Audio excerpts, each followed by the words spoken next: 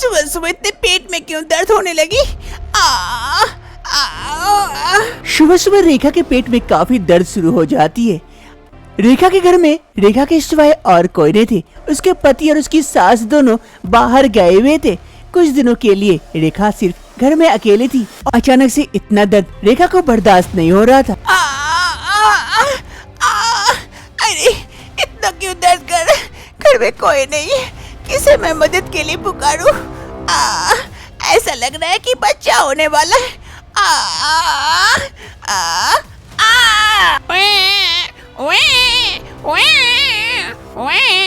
रेखा को बच्चा होता है। रेखा ये देखकर और भी आश्चर्यचकित हो जाती है। अरे कल तक तो मैं प्रेग्नेंट नहीं थी, आज अचानक से बच्चा कैसे हो गया? रातों रात मैं कैसे प्रेग्नेंट हो सकती हूँ और बच्चा कैसे हो सकता है? रेखा खुद कुछ समझ नहीं पाती है, आखिर ये बच्चा हुआ कैसे। ऐसे ही दिन से रात हो जाती है और रात होते ही रेखा का पेट धीरे धीरे बड़ा होने लगता है और सुबह होते ही रेखा फिर से एक बच्चे को जन्म देती है। ऐसे ही अब दिन बीतने लगते हैं। 5 दिनों के बाद रेखा 5 बच्चे को जन्म दे चुकी थी। अरे ये क्या, 5 बच्चे हो गए 5 दिन में? ऐसे तो साल भर में मैं 365 बच्चे दे दूंगी। इतने बच्चों का मैं क्या करूंगी? आखिर रेखा को हर रोज बच्चा कैसे हो रहा है? रात होते ही रेखा कैसे प्रेग्नेंट हो जाती है और सुबह बच्चा दे देती है, जानने के लिए कुछ समय पहले चलते हैं। बहू बहू कहाँ गई? कुंती देवी अपनी बहू को ढूंढ रही होती है। इधर कुंती देवी की बहू रेखा नदी से पानी भर रही थी, तभी कुंती देवी वहाँ पहुँचती है। अरे बहू सुनाई नहीं दे रहा क्या? कितने देर से मैं आवाज लगा रही हूँ। अरे हाँ माँ जी कहिए। वो सुन नहीं पाई थी। और कब तक यहाँ बैठे रहेगी? कितना सारा घर का काम है। लक्ष्मी भी अभी तक भूखी है, उसे घास तक नहीं डाली। जल्दी से उसे घास डाल दे। हाँ माँ जी बस अभी कर देती हूँ। फिर रेखा नदी से पानी भर के लेके घर की ओर जाती है और फिर एक टोकरी में लक्ष्मी के लिए घास भर के लक्ष्मी को भी देती है। अरे लक्ष्मी खा ले, लक्ष्मी खा ले। आज थोड़ी सी देर हो गई, कल से जल्दी दे दूंगी तुझे घास। ऐसे ही दिन बीतने लगते हैं। ऐसे ही एक रोज कुंती देवी के घर एक पड़ोसन आई हुई थी। अरे दीदी और बताओ कैसे क्या चल रहा है सब? हाँ सब कुछ ठीक ही चल रहा है, आप बताओ। अरे मैं जिस काम के लिए यहाँ आई थी वो तो बोलना ही भूल गई। मेरी बहू को बच्चा होने वाला है, गोद भराइए। आज शाम को आप अपनी बहू के साथ वहाँ आइएगा। गांव में सभी औरतों को बुलाई हूँ, बड़ा अच्छा लगेगा। हाँ वो तो है, ठीक है आऊंगी। वैसे आपके इस बेटे की शादी को भी तो 3 साल करीब हो गए, लेकिन अभी तक कोई बच्चा नहीं है। कोई दिक्कत है क्या? अरे नहीं, बहू कहती है अभी बच्चा नहीं लेगी, कुछ साल बाद लेगी, इसीलिए तो, वरना अभी तो बच्चों की लाइन लग जाती। अरे हाँ ये बात तो है। अरे देखिए बातों बातों में आपको तो मैं चाय पिलाना ही भूल गई। अरे बहू जरा मेहमान के लिए चाय तो लेके आ। मेरी बहू बहुत अच्छा चाय बनाती है, पी के देखिए। फिर कुछ ही समय में रेखा चाय बनाकर वह लेके आती है। ये लीजिए चाची चाय। अरे हाँ, अरे बहू रेखा मैं तो कह रही थी अब बच्चा ले लो, और कितने दिन इंतजार करोगी? सास का भी तो मन होता है अपने पोता पोती के साथ खेलने का, और वैसे भी ज्यादा उम्र होने से बच्चे होने में भी दिक्कतें आती है। अरे हाँ, अरे बहू तू जा, हम बात कर रहे हैं। कुंती देवी बात को बदलते हुए अपनी बहू को वहाँ से भेज देती है। चलिए दीदी अब चलती हूँ, शाम को आना भूलना मत। अरे हाँ जरूर आऊंगी। ये कहते हुए वो पड़ोसन चाची वहाँ से चली जाती है। और इधर कुंती देवी को काफी बुरा लगा था उनकी बातें, क्योंकि रेखा की शादी को 3 साल हो गए थे, लेकिन अभी तक कोई बच्चा नहीं हो रहा था। और रेखा की सास सबको झूठ बोल के रखी थी कि बहू बच्चा लेना नहीं चाहती थी। अब वो इस झूठ से परेशान हो चुकी थी। कुछ समय बाद लक्ष्मी एक बच्चे को जन्म देती है। ये देखकर रेखा काफी खुश होती है, अपनी सास को आवाज लगाकर बुलाती है। अरे माँ जी जल्दी आइए, देखिए। रेखा की सास भी रेखा की आवाज सुन जल्दी से वहाँ आ पहुँचती है। अरे हाँ बहू क्या हो गया? इतनी जोर से आवाज लगा क्यों बुला रही थी? अरे माँ जी देखिए लक्ष्मी ने बच्चे को जन्म दिया है। अरे वाह, हो गया लक्ष्मी, वाह, तू 3 साल में 3 बच्चे जन्म दे दी, लेकिन हमारी बहू है 3 साल में एक भी बच्चे को जन्म नहीं दे रही है और ऐसे खुश हो रही है जैसे उसे बच्चा हुआ है। अरे माँ जी, ये क्या कह रहे हैं? अरे बहू, ठीक ही तो कह रही हूँ। 3 साल हो गए शादी को।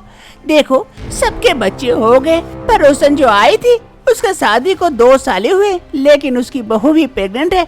और तुम्हारी शादी को अभी तक 3 साल हो गए, प्रेग्नेंट का नाम और निशान नहीं है। नहीं पता तू कहीं बांझ तो नहीं है कि बच्चा दे ही नहीं सकती।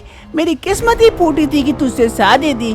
मैं तो पोता पोती खिला ही नहीं सकती, लगता है इन गोदों में मेरा सपना सपना ही रह जाएगा। अरे माँ जी, मैं तो कोशिश कर रही हूँ, अब प्रेग्नेंट नहीं हो पा रही हूँ तो क्या करूँ? मेरे हाथ में थोड़ा ना है, सब तो ऊपर वाले के हाथ में है। देख बहू, ये बहकाने वाली बातें मुझसे मत किया कर कि सब ऊपर वाले के हाथ में है। अब सुन ले, जल्दी से जल्दी अगर तू प्रेग्नेंट नहीं हो पाई तो सोच ले, मैं अपने बेटे की दूसरी शादी दूंगी और तेरी सौतन लेके आऊंगी। तब देखना मुझे नसीब होगा मेरा पोता पोती। तेरे से मुझे नहीं लगता कि मुझे कोई पोता पोती नसीब होगा। अब तो तेरे किस्मत में तेरी सौतन ही लिखी हुई है, उसी को झेलना। अब ये कहते हुए सास वहाँ से चली जाती है और इधर रेखा, अरे अब मैं क्या करूं? सास भी मुझे सुनाते रहती है बच्चे के लिए। अब मैं प्रेग्नेंट नहीं हो पाऊंगी तो मैं क्या करूं? कैसे हो जाऊं? ऊपर वाले कुछ तो दया कर। मेरी सास मुझे जीने नहीं देगी, कह रही है मेरे लिए सौतन लेके आएगी। रेखा के दिमाग में रेखा की सास की बातें अब घूमने लगती है। एक सुबह रेखा बाजार करके घर की ओर लौट रही थी, तभी रास्ते में उससे गांव की एक औरत नीतू से मुलाकात होती है। अरे रेखा, बाजार हो गया? लेकिन रेखा का ध्यान कहीं और था। वो उनकी बातों पर ध्यान नहीं देती है और मन ही मन सोचते सोचते आगे बढ़ते रहती है। तभी नीतू फिर से कहती है, अरे रेखा, रेखा कहाँ खो गई? अरे नीतू, ओ बोल बोल। वो मैं बाजार करके आ रही थी। अरे रेखा, मैं कब से आवाज लगा रही थी, तू तो सुन ही नहीं पा रही थी। कहाँ खोई हुई है? किस चिंता में? अरे कुछ नहीं, बस यूं ही। अरे नहीं रेखा, तुझे देख के लग रहा है कोई बात तुझे परेशान कर रही है। बता ना क्या बात है? अरे कुछ नहीं नीतू। क्या रेखा, अब मुझसे भी नहीं कहेगी? अरे नीतू, अब मैं क्या ही बताऊँ, शादी को 3 साल हो गए, अभी तक कोई बच्चा नहीं हुआ है। सास हमेशा सुनाते रहती है। अब मैं क्या करूं? मेरे हाथ में तो नहीं है ना। अब ऊपर वाला जब चाहेंगे तभी होगा ना। अरे रेखा, बस यही बात है। एक काम क्यों नहीं करती, वो जो गांव के वैद्यराज जी हैं उनके पास जा। उनके पास सबका इलाज है। तेरे भी इस बीमारी का भी इलाज होगा। हो सकता है उसके पास जाने के बाद तुझे बच्चा हो जाए। जाके देखने में दिक्कत क्या है, एक बार चली जाना उसके पास। अरे हाँ नीतू, तू सही कह रही है, मैं कल ही जाके देखती हूँ उनके पास। चल ठीक है रेखा, अब मैं चलती हूँ, वरना मेरी भी सास मुझे देगी अच्छा से। फिर रेखा और नीतू अपने अपने रास्ते चले जाते हैं। दूसरे रोज ही रेखा ढूंढते ढूंढते बैदराज जी के घर के पास पहुंच जाती है। अरे लगता है यही वाला बैदराज जी का घर है। हाँ, बाहर तो बोर्ड भी लगा हुआ है और यहाँ सभी प्रकार के रोगों का इलाज भी होता है। हाँ, यही वाला है, जाके बात करती हूँ। शायद इनके पास मेरे इस रोग का इलाज हो और मैं इनके दवाई खाकर माँ बन जाऊं। फिर रेखा बैदराज जी के घर के अंदर प्रवेश करती है। रेखा घर के अंदर तो आ जाती है, लेकिन वहाँ कहीं भी बैदराज जी नजर नहीं आते हैं। अरे बैदराज जी कहाँ हैं? चारों तरफ सिर्फ दवाई ही दवाई थी, लेकिन बैदराज जी कहीं नजर नहीं आ रहे थे। तभी रेखा इधर उधर घूम घूम के दवाइयाँ देख रही होती है। दवाइयाँ देखते देखते अचानक से रेखा की नजर उस दवाई पर जाती है जिसकी रेखा को बहुत जरूरत थी, जल्दी गर्भधारण। अरे मुझे तो यही दवाई चाहिए थी, जल्दी गर्भधारण। क्या करूं? बैदराज जी कहाँ हैं? वो तो नजर नहीं आ रहे कहीं। मैं ये डब्बा उठा के लेके जाती हूँ, इसे खाने से मैं जल्दी गर्भधारण कर लूंगी और जल्दी बच्चा हो जाएगा। फिर सास भी मुझे कुछ नहीं कहेगी। रेखा और कुछ नहीं सोचती है, वो जल्दी गर्भधारण वाला बोतल उठाती है और यहाँ से चल देती है। रेखा जल्दी जल्दी से वैद्यराज जी के घर से निकल जाती है और वो दवाई लेकर अपने घर की ओर चल देती है। अब रेखा हर रोज रात को सोने से पहले वो बोतल लेके आती है जो वैद्यराज जी के पास से लेके आई थी, जल्दी गर्भधारण वाली। और उस बोतल में से एक अजीब सा फल निकलता है। वो फल को वो खा जाती है और रात को सो जाती है। ऐसे ही धीरे धीरे वक्त बीतने लगता है, लेकिन रेखा अभी तक प्रेग्नेंट नहीं होती है, जिस कारण रेखा काफी चिंतित थी। रेखा उस दवाई को अब हर रोज खाने लगती है, पूरे 1 महीने तक, जब तक दवाई खत्म नहीं हो जाती। वर्तमान समय रेखा के सास और पति जैसे घर घुसते हैं आश्चर्यचकित हो जाते हैं, क्योंकि रेखा के पास 5 बच्चे थे।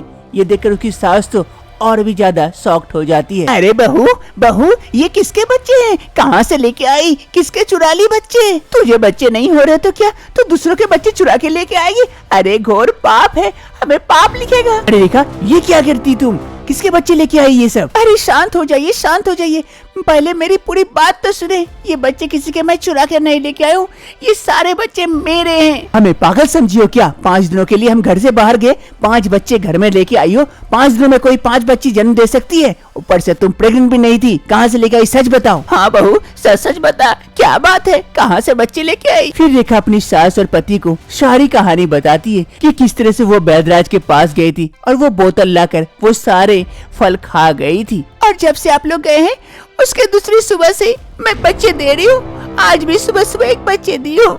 मैं ये बच्चे दे देकर परेशान हो गई हूँ। अरे बहू, तू वहाँ गई तो उसके पास चोरी करने का क्या दरकार था? वहाँ थोड़ी देर रुक जाती, वैद्यराज आते फिर लेके आती। अभी 5-5 बच्चे, अब न जाने कितने बच्चे होंगे। हर रोज अगर बच्चे दोगी तो हम कहाँ रखेंगे? इसे क्या बाजार में बेचेंगे?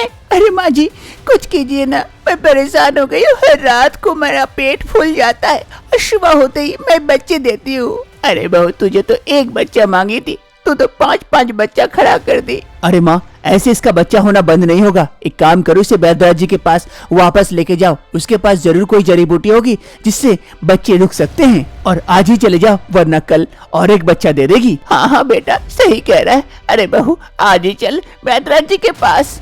वैद्यराज जी अपने औषधालय में कुछ दवाइयाँ बना रहे थे, तभी वहाँ पर रेखा और उसकी सास पहुँच जाते हैं। अरे वैद्यराज जी, नमस्कार नमस्कार। अरे नमस्कार, आइए आइए, बताइए क्या परेशानी है? अरे वैद्यराज जी, बहू को बच्चे की परेशानी है। अरे यही तो दिक्कत हो गई, किसी ने मेरी बच्चे होने वाली दवाई चुरा के ले गई। वही बना रहा हूँ अभी तक, और कुछ दिन लगेंगे बनने में।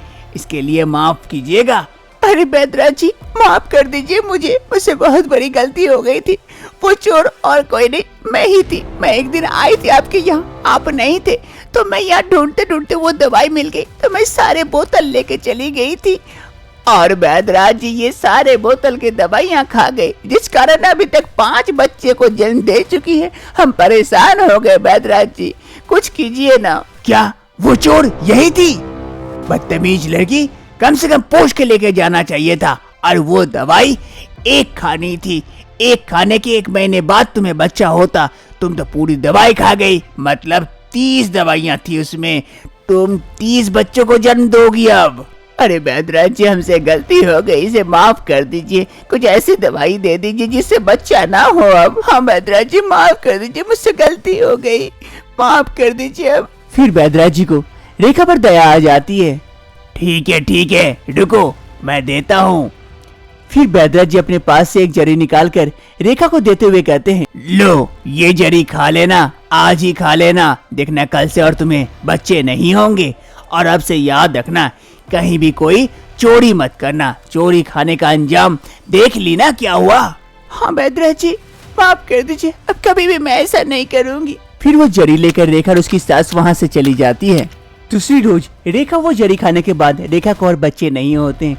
अब रेखा अपने 5 बच्चों के साथ खुश रहती है और उसकी सास को भी जो बच्चे चाहिए थे, अब उसे 5-5 नाती पोते मिल गए थे। उसकी सास भी अब खुश थी। पूरा परिवार खुशी खुशी अब दिन बिताता है।